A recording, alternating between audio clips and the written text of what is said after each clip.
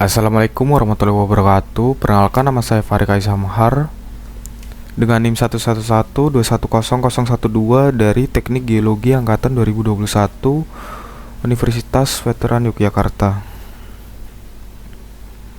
Jadi di sini saya akan melakukan tutorial penggunaan aplikasi DIPS untuk analisa sesar dan kekar. Jadi pertama kita siapkan datanya terlebih dahulu. Untuk data sesar di sini didapatkan data SFGF. Langsung kita copy saja ke dalam DIPS. Nah, di sini masih dip dan dip direction kita ubah dulu. Formatnya di analisis project strings, lalu kita ganti menjadi strike, right atau dip. Klik OK. Nah, sudah bisa kita pastekan saja.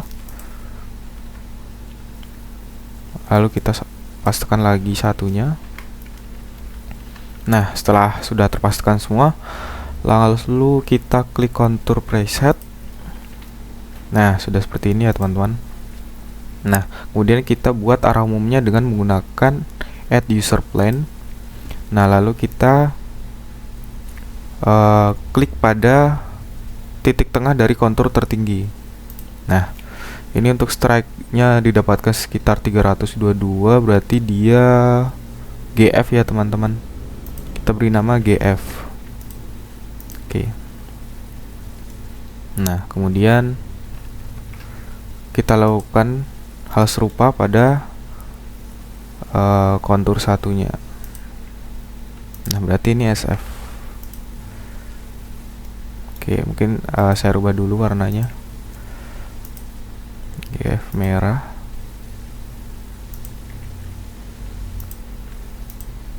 Dan SF berwarna biru. Oke. Nah, lalu kita buat bidang bantu teman-teman. Caranya seperti tadi, add user plane, kemudian kita taruh pada perpotongan SFGF. Nah, di sini adalah bidang bantu.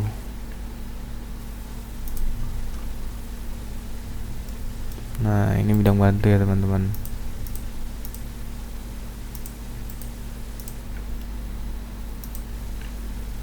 Mungkin warnanya hitam saja. Nah, setelah didapat SFGF dan bidang bantu, kemudian kita akan membuat bidang sesar dari data bereksiasi sebesar N273 derajat east. N273 sama seperti tadi, add user plane, lalu kita cari. Di sini bisa dilihat ya strike dipnya teman-teman di pojok kanan bawah. Nah, kita cari 273, strike-nya 273.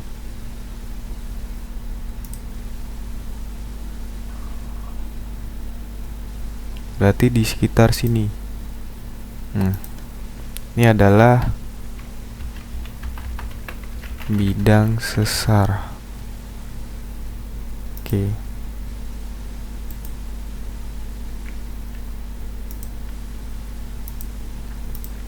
Nah, setelah itu kita kemudian mencari tegasannya, dimulai dari T1 aksen, yaitu diambil dari perpotongan bidang bantu dan GF. Kita menggunakan ini teman-teman, add trend line. Nah, perpotongan antara bidang bantu dan GF berarti di sini.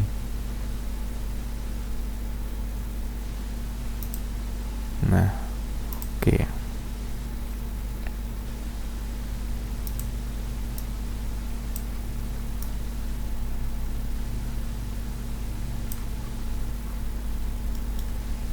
Maaf, ini kurang rapi, mungkin saya ulangi.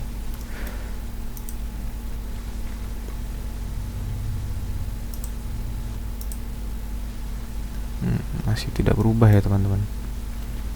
Nah, kita beri nama menggunakan add text. Di sini merupakan T1 aksen.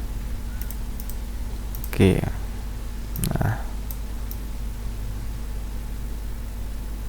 Nah, setelah itu kita mencari T1-nya, di mana 30 derajat dari T1 aksen. Di sini T1 aksennya 138, berarti 30 derajat menuju sudut lancip Berarti mungkin sekitar 108 ya teman-teman. 138.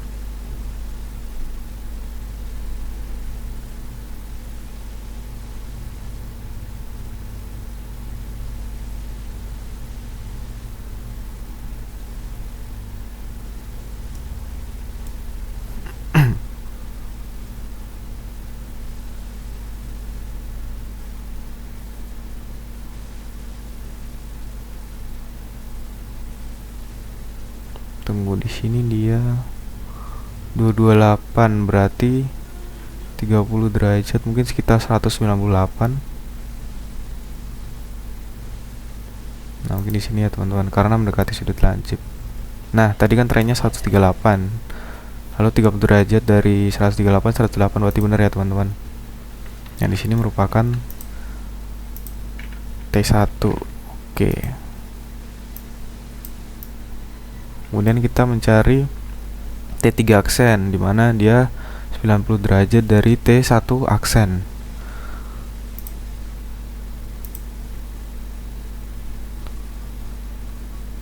Nah, dia 228, 90 derajat dari T1 aksen mungkin sekitar 318 teman-teman.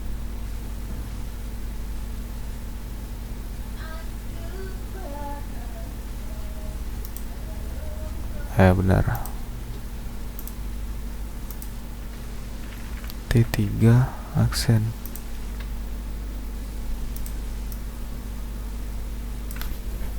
Kemudian kita mencari T3.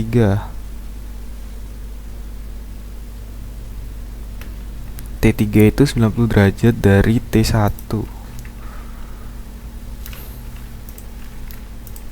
Berarti 108 198. Oke. Nah, di sini ya teman-teman. Nah, merupakan T3. Oke.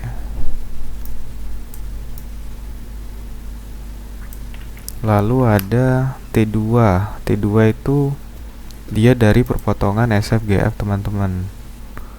Jadi di mana? Ini di perpotongan sini bukan T2. Oke.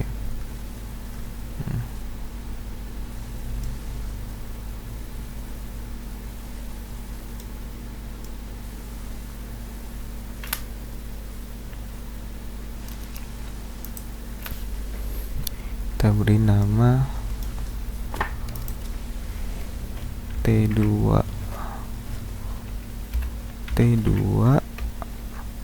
aksen.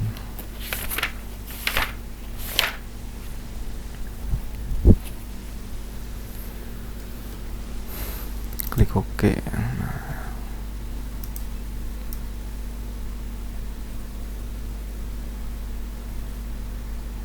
Ini kita taruh sini saja.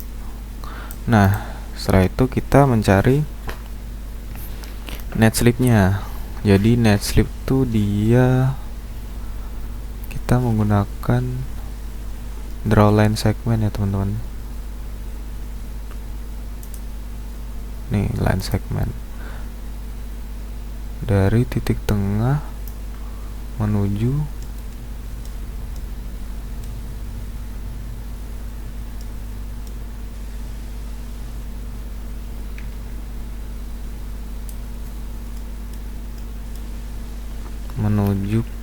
perpotongan bidang bantu dan bidang sesar, berarti ke sini teman-teman.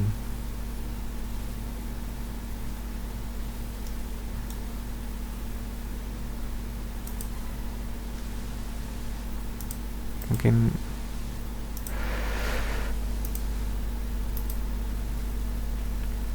net slip. Oke, nah ini merupakan net slip kita.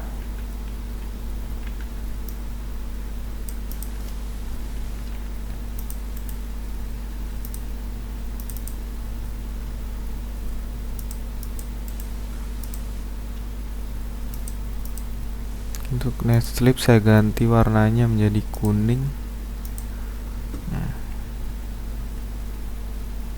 Bidang sesar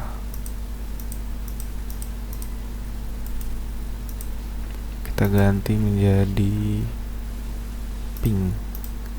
Nah, setelah seperti ini teman-teman, lalu kita melihat nih kemana sih arah pergerakan dari sesarnya. Nah, itu dilihat dari perpotongan GF dan bidang sesar. Jika membentuk sudut lancip, maka dia ke dalam, dan ini bidang sesar, lalu ini GF. Nah, ini membentuk sudut lancip, berarti nanti dia seperti ini ya teman-teman, masuk ke dalam seperti. Nah,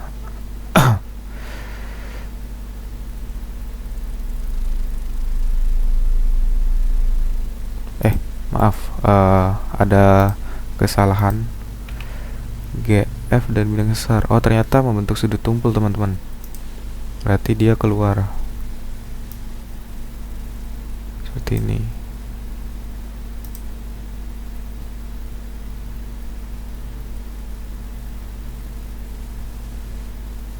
Dia sudut lancip teman-teman, benar ke dalam. Nah, jadi dia bisa dilihat dia merupakan sesar kanan ya. Dan arah net slip dilihat dari pergerakan sesarnya juga, berarti arah net slipnya dia nanti seperti ini teman-teman. Nah, dia keluar ya. Nah, kemudian kita langsung saja mencari nilai dari SF, GF, bidang sesar, T1, T1 aksen, T2 aksen, T3 aksen, lalu net slip, rek. Nah,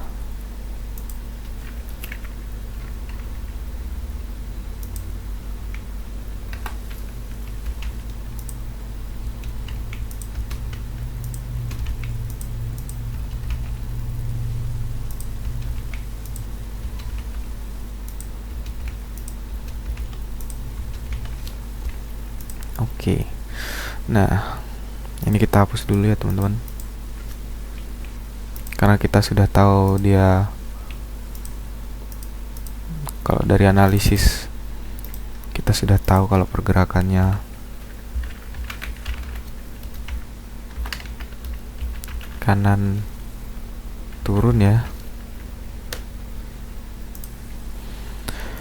Kemudian kita edit user play untuk mengetahui ini teman-teman. Nah, untuk nilai GF, jadi ini bisa dilihat merupakan nilai GF, SF, bidang bantu dan bidang sesar.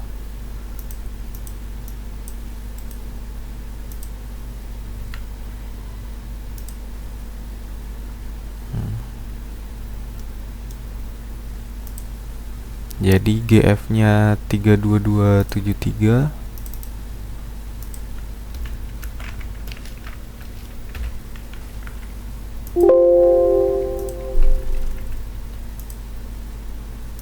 SF-nya 25971,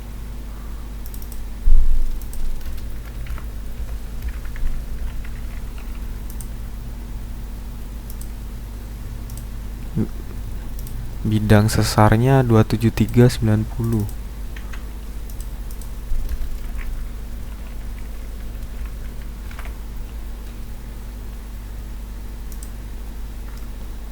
Nah, lalu untuk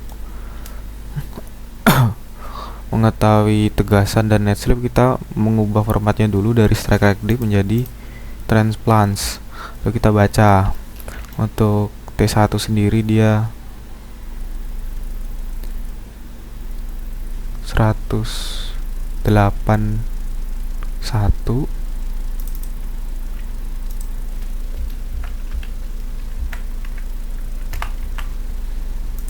lalu T1 aksen 13811,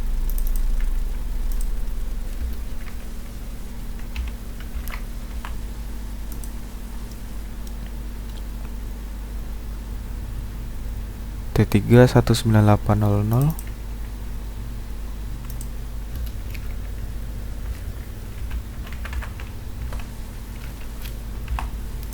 T3 aksen 22800. Mohon maaf teman-teman, ada kesalahan rupanya. Di sini kita dipnya di perpotongan dengan bidang bantu. Berarti 20 22817. Di sini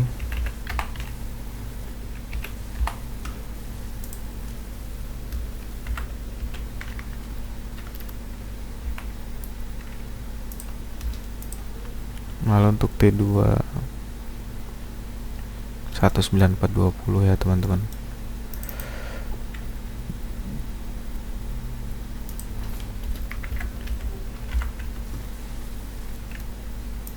Ya, untuk net slip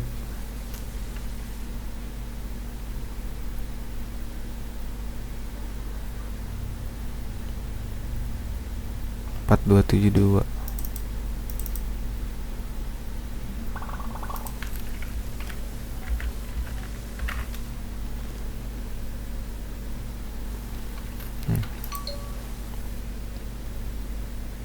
Untuk membaca nilai rek sendiri kita menggunakan tools, lalu kita ke measure angle, kemudian kita cari dari perpotongan bidang bantu dengan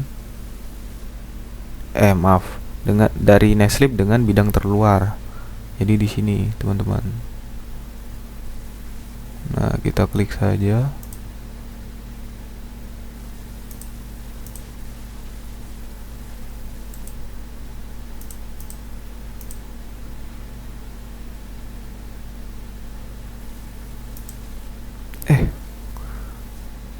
Sepertinya net strip dengan bidang bantu teman-teman. Maaf.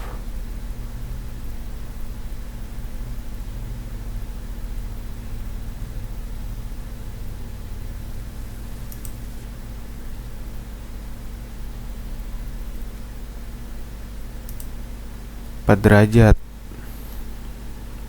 Ya, direknya 4 derajat teman-teman.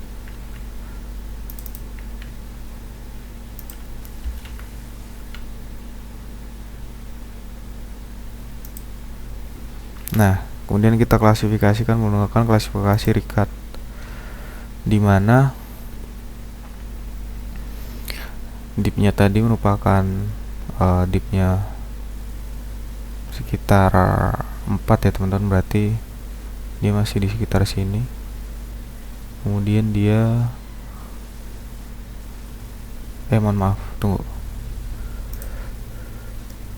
Dia dipnya 90 dan reknya 4. Berarti di sini kita menggunakan dipnya 90, berarti sekitar sini, dan reknya 4. Nah, di sini ya teman-teman. Kalau menurut klasifikasi dia nomor 7 rek slip fault. Dia sesar mendatar kanan teman-teman.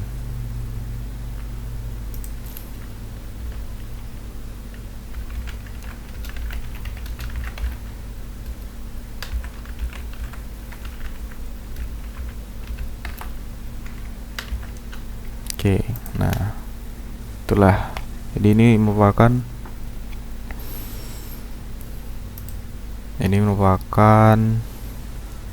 analisis sesar menggunakan dips. Oke, kemudian lanjut dalam analisis kekar seperti tadi. Langsung saja kita copy data strike dipnya ke dalam dips. Nah, ini kita rubah lagi ya menjadi format strike rek atau dip. Oke, langsung pastekan saja.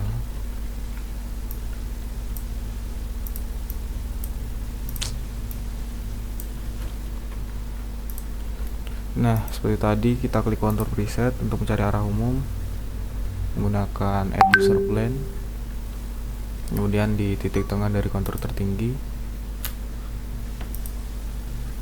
Nah, karena strike-nya sekitar 29, berarti dia merupakan SG1 ya. SG1. Oke, dan lanjut ke kontur selanjutnya, berarti ini SC2.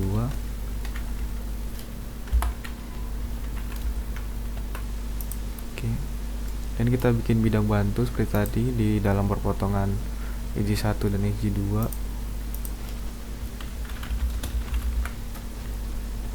Oke saja, kita edit dulu. Untuk SG1 kita beri warna biru, SG2 kita beri warna merah, dan bidang bantu kita beri warna hitam. Oke, nah setelah itu kita membuat tegasan dari kekar tersebut. Pertama kita mencari T2 dari perpotongan SG1 dan SG2. Oke, kita beri nama di sini T2. Kemudian T1 dari sudut titik tengah dari sudut lancip yang dibentuk dari perpotongan SG2 dan SG1. Nah, di sini kita lihat bahwa strike-nya 29 dan 328, maka titik tengahnya sekitar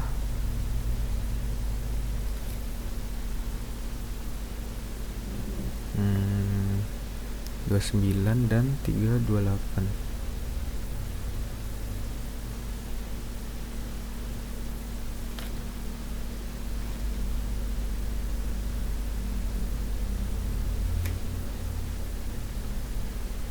Oke, sekitar di 358,5 ya teman-teman. Langsung kita buat saja di 358,5.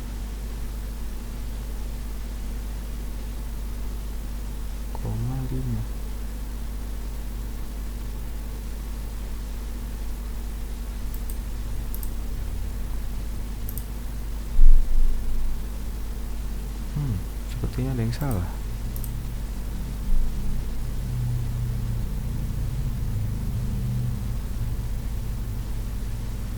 Oh iya, di sini 119. Di sini 57.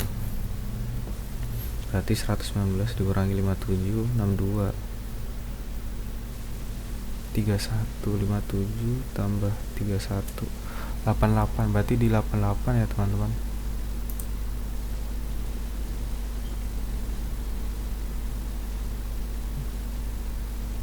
Nah, berarti di sini. Oke. Dan dia pas mengenai bidang bantu. Berarti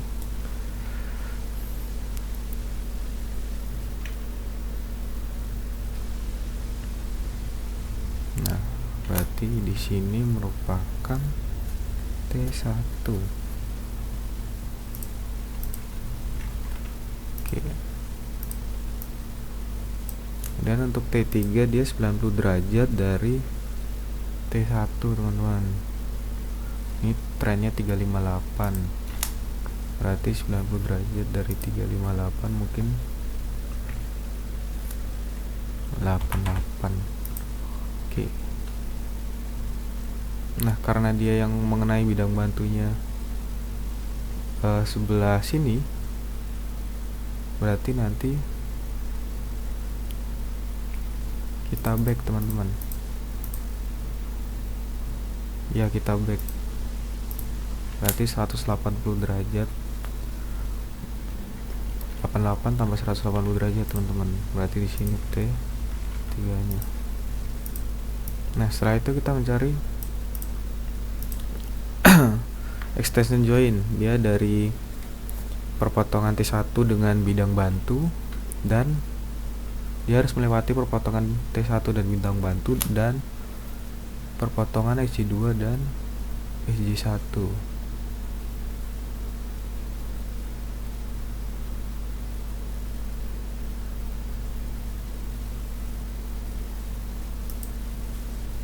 seperti ini ya teman.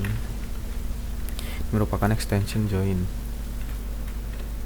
Extension. Oke. Lalu untuk release join itu dia perpotongan dari T3 dengan bidang bantu dan SJ2 dan SJ1.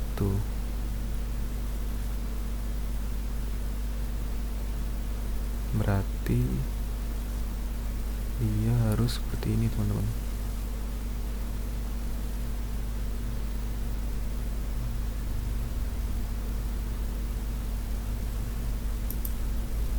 Nah, ini merupakan release join.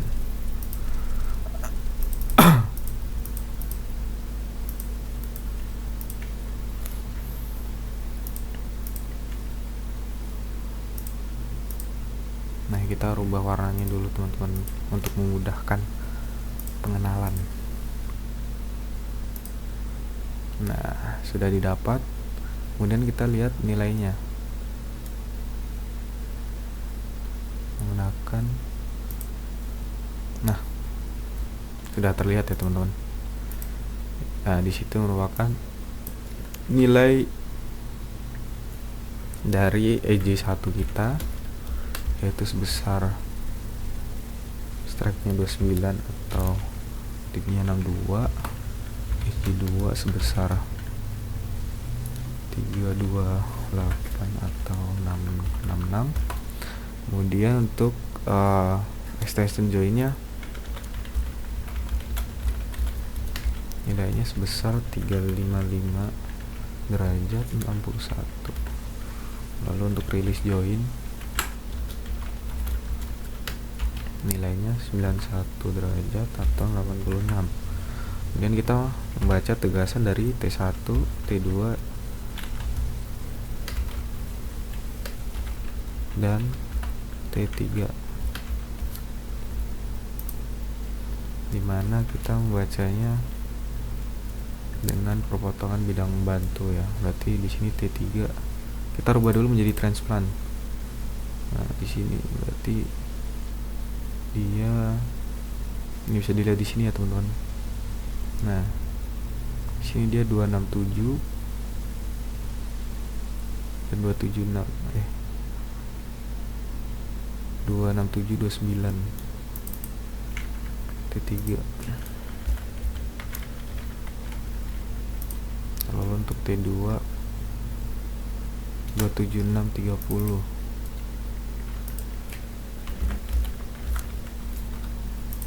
Lalu untuk T1